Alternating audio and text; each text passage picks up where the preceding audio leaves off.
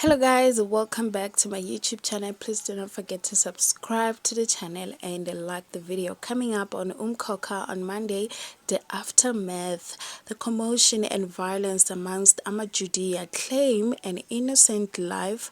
The two camps blame each other for the day's calamity. On Tuesday, words fail me. Kapsile is devastated after devastating death. Manzimande decides to go to the mountain to pray until something shifts.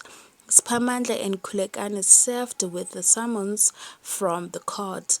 On Wednesday, accusations. Negotiations over the coexistence of the two churches take another turn. Manzimande decides that she is not going to eat until her sons make amends. Kapsile and Ngema bonds over their loss.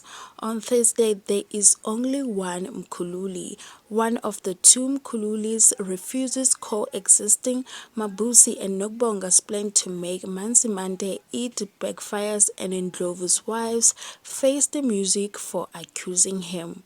On Friday, my life is in your hands, my sons. Khulekani scoffs at his mother's fast. Kapsile unites visions in honor of Sabelo.